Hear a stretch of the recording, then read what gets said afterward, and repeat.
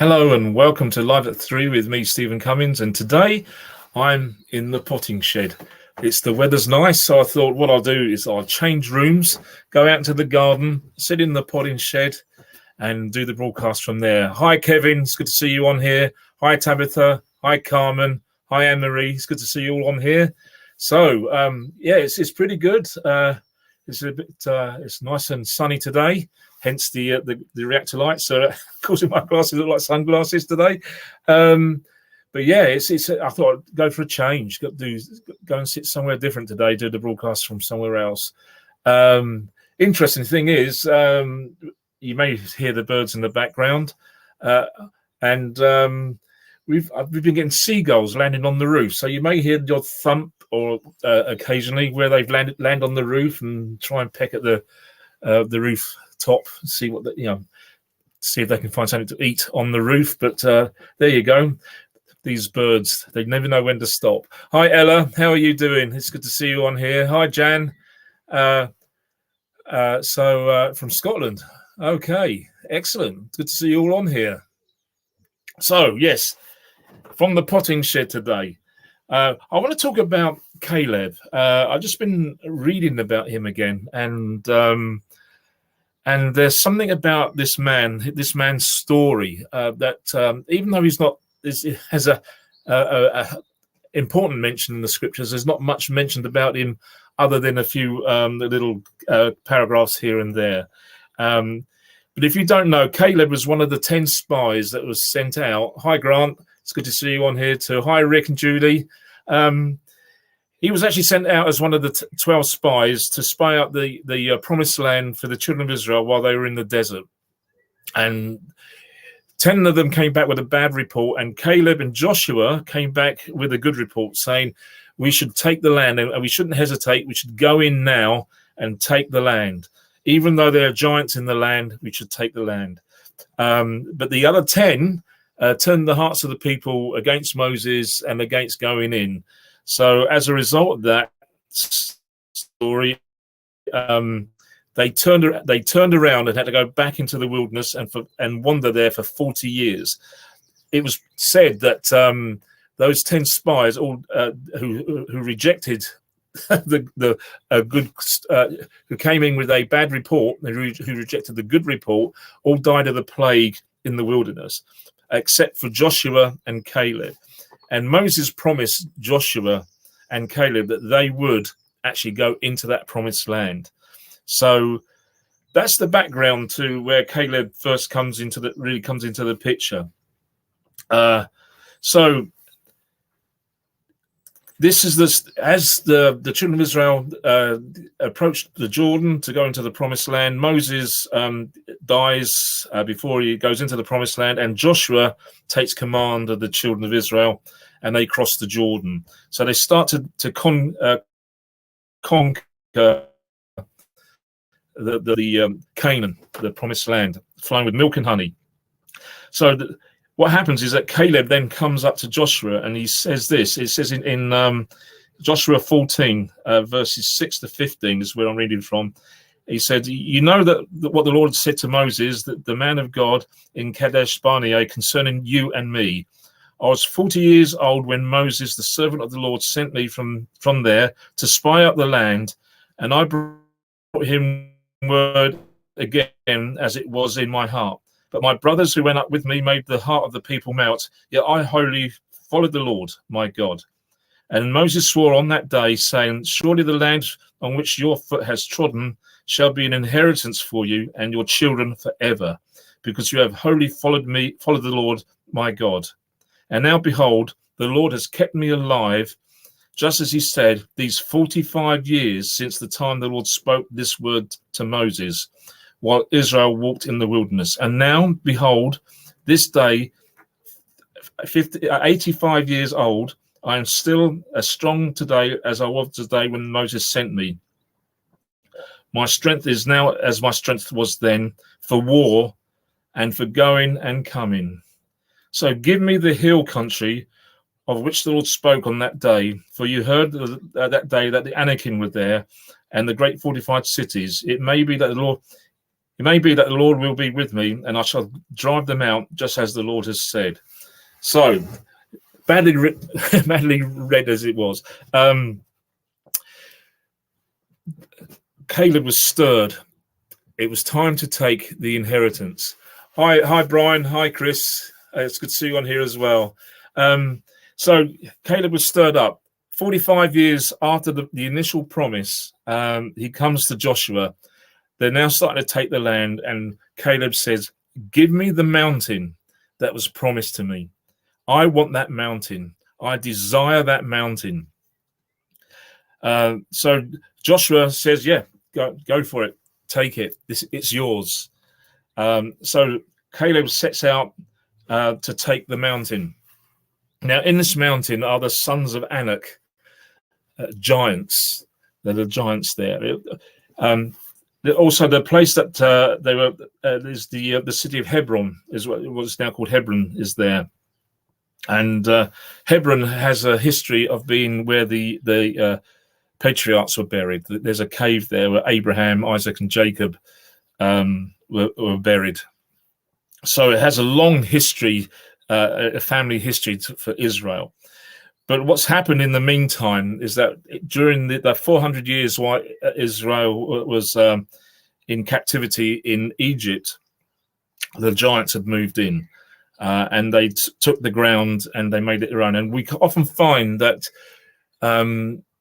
places where God has spoken to us, moved us, and even like holy moments, holy sacred moments, where God has sort of done something wonderful in our lives. We set up monuments, we give testimony, we sort of talk about those things where God has shown himself and revealed himself and acted in a miraculous way.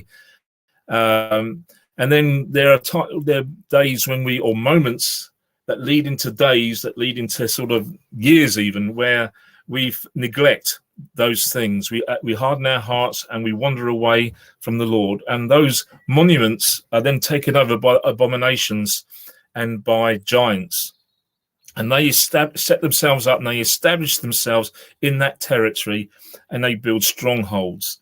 So what happens is that when Caleb came back to the place where Abraham was buried, it was now run by giants. They had their strongholds there. So he had to defeat the giants. He had to overcome them and drive them out.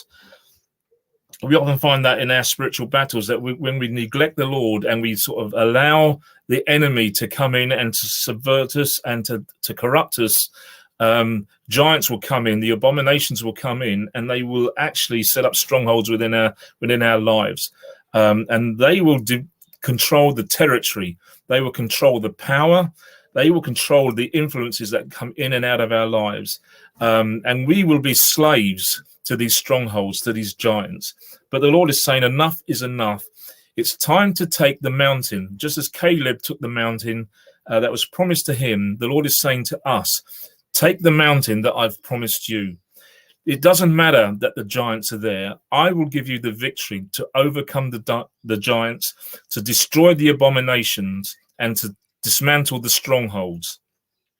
You need to wholly set your heart to follow the Lord. There's no way that you will have success in this endeavor unless you fully submit to the Lord. So you move forward into what God is calling you to, in submission and in obedience to the Holy Spirit. The Lord is actually stirring up the hearts of his people. He's stirring up that Caleb spirit within us to take the giants, to dismantle the giants, to destroy the abominations, to drive them out. And it wasn't just Caleb that drove them out, it was his family as well. So his brother and cousins and all sorts of things, people were sort of part of this push. So it wasn't just a solitary person, though it was the person who received the promise, but his family were behind him too. So they moved forward, and the Lord will bring you a family to you. You're not on your own when you come to claim the inheritance or to fight for the mountain that God has given you. God has put in people with you, people who will be beside you, who will be like family to you. So be encouraged with that, and look for them as God brings them into your life. But allow the Spirit of God to stir your heart up, to put that strong desire to demand the mountain that he's promised you. 45 years had passed since that initial promise. But God had been faithful to Caleb as an individual, that he kept him strong and healthy. So he wasn't frail. He was just as vigorous as he was when he was half his age. How many of us can say that was just as vigorous as we were when we were half the age we are now? But the Lord promised to actually do that for Caleb. So part of Caleb's promise involved strength, natural strength, health, to actually accomplish all that God had promised him. Caleb didn't waver in his conviction of what God has said. So the Lord is actually encouraging us to believe that what is promised in the spiritual has a physical manifestation, has a physical presence in our bodies and in our lives, so that we can actually lean into the promises of God and saying, if the Lord has promised this mountain and I need to take this mountain, if we do not walk in disobedience, if we wholeheartedly follow the Lord, he will enable us to take the mountain. Now, this mountain, I do not assume that this was an easy thing for him to do. There was a lot of bloodshed in removing the giants, to eradicate them from the land, to remove their influence from the land itself, from the city, from Hebron, and all those places in the hill country there. So it was a task. It was a task that was very demanding, and it was intense, and there was danger involved and risk involved. But nevertheless, Caleb was wholeheartedly seeking the Lord and following the Lord, and demanding and claiming that which was promised to him. He saw it, that this is his opportunity. This is now. The word of the Lord is now, take the mountain. So he went for it. He didn't hold back. He followed wholeheartedly after the Lord, and he took action. He took action. And God blessed him and enabled him to overcome the giants. He will do the same for you. He will do the same for you. If there is a mountain that needs to be taken, and it has been promised to you, and you've not yet taken that mountain, it's the Spirit of God stirring that spirit up within you, as he did with Caleb, to take the mountain. If he is, then move forward. Cast aside all doubt and move forward. Grasp the nettle, so to speak, and set your heart and your will to accomplish that which God has promised you. Thing is, as he did this, as he brought liberation and sort of, if you like, reclaimed the land for the Lord, because initially that was a sacred place which had been defiled by the giants and the abominations. When he came back to that, when he restored the land, the Lord gave Hebron to the Levites. So even by chasing the will of God, he may actually take the thing that we desire most and give it to another. Now, I don't mean that in a negative sense, because part of you would say, well, if it's mine, and he's going to give it to another, why would I even bother going after it? Why would I put myself through all that effort, all that danger, and all that bloodshed for another to take over? Well, it depends on who you're doing this with for. If it's for selfish ambition and selfish gain, you would never set out on that endeavor, because the returns aren't good. You know, you think, oh, you weigh the cost. You think that's not worth it. You know, I'm going to put all this effort in, and the Lord's going to give it to the Levite. It's going to become a city of refuge, and the Levites and the will have that city and the pasture land around it.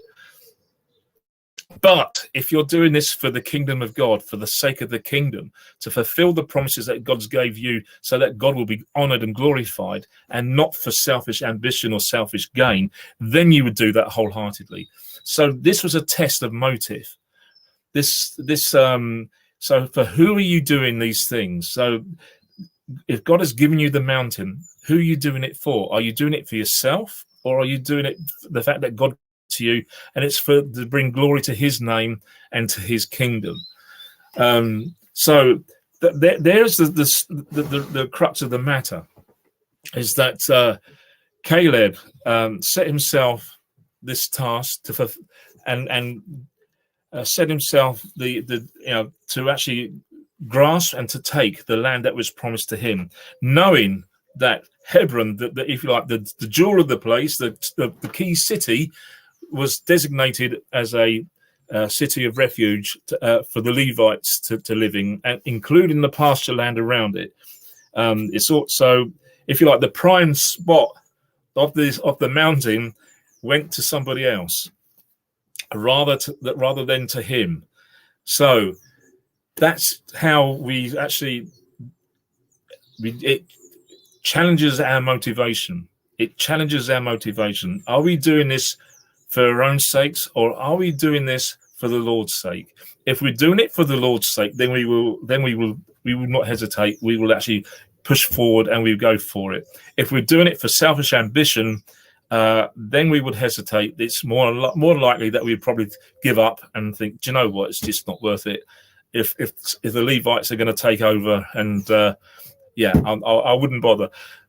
But the Lord is saying the promises that He's given us are to reflect Him and His nature and His kingdom. Yes, we will be blessed. We will acquire. We will actually. God will add to us, and in the battle, and in the struggle, we will be matured, we will be strengthened, and we will know our God in a greater measure. All these things are pluses. All these things are bonuses as we serve the Lord. So I would encourage you guys today that if there is a mountain that is within that God has promised you, and you've not yet received it, and the Spirit of God is stirring you to take that mountain, first check your motive. Make sure that your motive is to bring glory and honor to the Lord for the sake of His kingdom. Don't do this thing out of selfish ambition or kingdom building in your own name. Do not build this thing or chase this thing in your own image, make it into your own image. You need to make sure that you're doing this for the Lord. Then you will have success. Why? See, it doesn't make sense to actually to destroy tyranny to replace it with another tyranny, and that's what it will be. If it's in our image, it will be a tyranny to those around us. We will actually subjugate and we expect people to yield to our kingdom and not to the Lord's. The Lord is not building our kingdom. The Lord is building His kingdom, but He's establishing principles within us. And the story of Caleb, there's a strong principle in there to see how God stirs up those who have waited a long time for His promise, and to see how the promises of God have maintained him, how He's maintained a faithful attitude. And when he knew the time was right to take the mountain, and he didn't hesitate to take that mountain which was promised to him, even though Hebron was a city of refuge and belonged and was designated to the Levites. So and the riches of that city. So the challenge is the Lord is wanting to remove the giants in our landscape, but it may not always be for our benefit. It may be for the benefit of others that these giants are to be removed, but it falls to us to remove them. So will you take up the challenge? Would you claim the mountain of the Lord that is promised you, and would you fight against the giants and unseat them and destroy the abominations and dismantle the strongholds that these giants bring?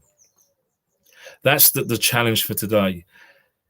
Things are out there that in the world today that bring a lot of chaos and and sometimes we feel that we should retreat and wait for the Lord to return, and and wait for the rapture.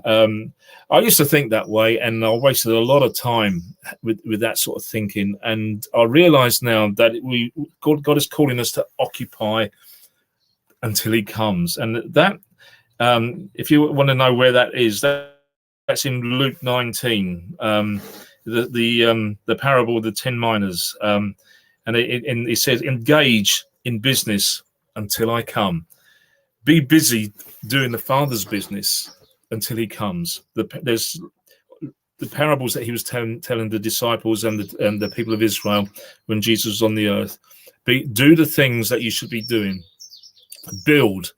Don't shy away, but build. God is calling us to build. When there's chaos around, then we build. We take the opportunity to build the kingdom of God. There's time. This is the time to move forward.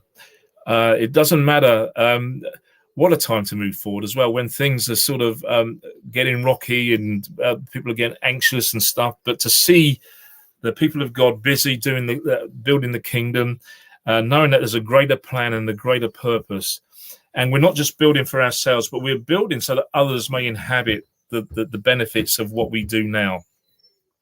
So there is a great call upon the church, upon His body, is to build and establish His kingdom so that others may inherit and move forward and build upon what we build. Just as we've are building upon previous people's movements and efforts of others. We've if you look at the church history, the Reformation and etc., all those things, and we've built from there. So let us build and build well, so that others may benefit from that. We will benefit in the building because God is a rewarder of those who follow Him, and we will be rewarded for doing what He's calling us to do. We will take the mountain. We will experience the victory that Christ is calling us to. So we will actually find that we've come from a passive understanding to an active understanding. And in some cases, spiritual violence is required, where we need to actually stand firm and resist the temptation to go with the crowd, and to resist the temptation to follow the ways of the world. But in actual fact, determine within our hearts and our minds and our spirits to follow the Lord into whatever battle He leads us in.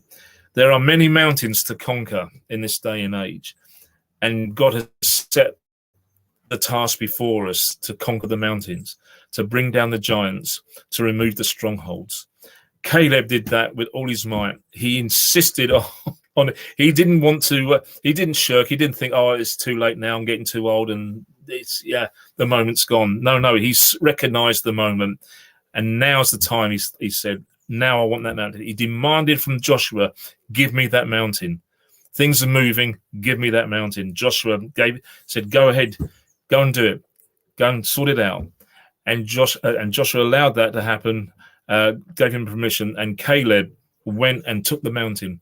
Not only him, but his family, those who were around him, got their inheritance. They may not have got Hebron, but they got the mountain. So be encouraged, be stirred by the Spirit of God, He's calling you to stand. He's calling you to take the mountain, and He will give you the ability and the strength and the will and the desire to do that, and not to fall back, or when we hit our first defeat or we or hit trouble, and not to pull away or shy away, but to continue and overcome. God gives grace and strength for us to do that. As we draw near to Him, we will know Him, and we will see how He works and how He moves in our situations for today. So open your heart, open your spirit, ask the Lord to give you that strength that is required for that mountain that God has set before you, that promise that is still waiting to be fulfilled. When the time is right, and you will know when that time is right, God will make it obvious to you. Do not sort of get to the point where you've become so discouraged that you've forgotten the promise, and that's so easy to do, and we all do it at times. But hold firm to what God has said. When that time comes, allow your spirit, stir up your spirit, allow God to stir your spirit too, that you will have that desire to take the mountain, and you will have that ability. God will grant you success. God will grant you victory, and it will be for the benefit of others as well as for yourselves. So this is a good thing. So we're called to fight. We're called to fight. The giants are coming down. We think they're unassailable at the moment. They have so much influence and power within the territories that doesn't belong to them, that they've got it through default and through trickery and deception. But the Lord is claiming the land that was once his. It belongs to him. The earth is the Lord's anyway, and everything in it. And he's now making his mark in his people and in the church, that there are spiritual territories as well as physical territories to take, and to actually uphold his banner, and there's a demolishing that needs to happen in the old landscapes, in the old structures, and God will give us the strength and the victory to allow to do those things. So be stirred like Caleb, be faithful like Caleb. And be victorious like Caleb, and be generous in your heart, just like Caleb was, who, even though he knew that Hebron would belong to the Levites and be a city of refuge, he took it for them anyway. He did the hard work. He did the labor. He liberated the Hebron for them. So the man is a great liberator, and we are called to be liberators too. So, guys, that's all I have to say for today from the Potting Shed. I hope you're really blessed by it. So, and I'll see you guys next time. Cheerio then. Bye-bye.